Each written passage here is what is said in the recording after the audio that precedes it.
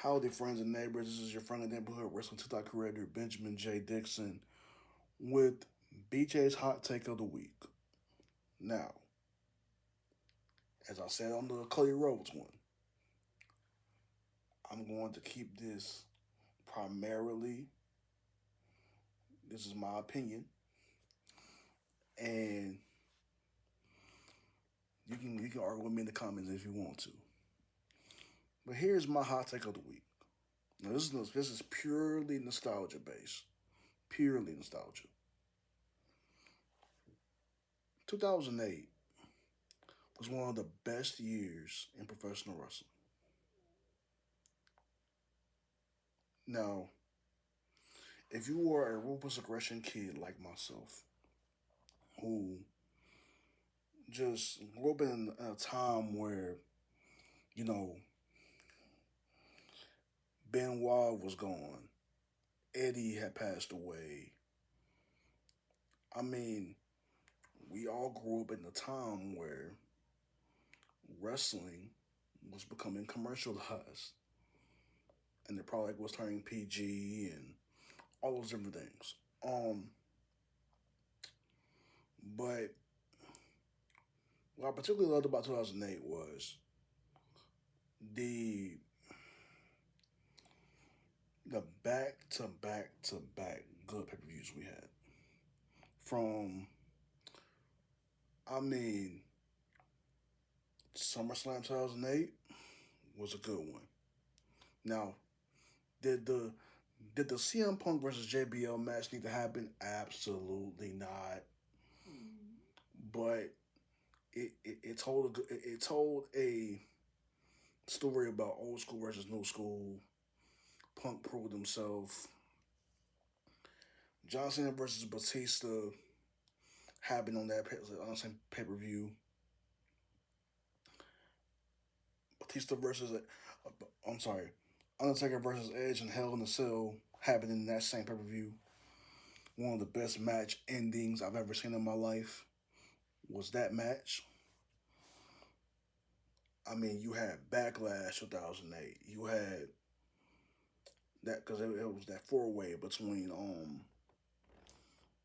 Edge and Trips and John Cena and JBL. Um, you had WrestleMania 24. Does anybody remember WrestleMania 24? Come on, come on. Anybody in the chat? WrestleMania 24? I mean, the last Money in the Bank match that Mr. Kennedy had before he went off into TNA and everything else. Um, I mean, you had that. You had Cena coming back from injury. You had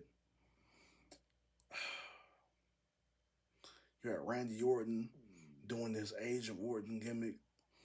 Um, ah, I mean, that year was just, in my personal opinion, it was fantastic. You had Umaga going on a good little run. Um, you had just all around just fun wrestling moments. Um, I mean, you were seeing a changing of the guard in the Divas era. Beth Phoenix came out around this time. Um, I mean,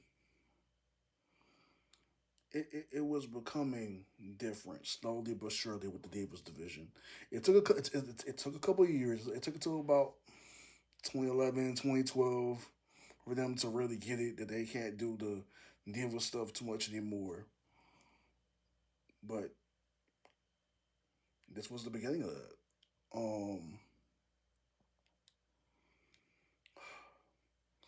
It was a really good year in terms of wrestling.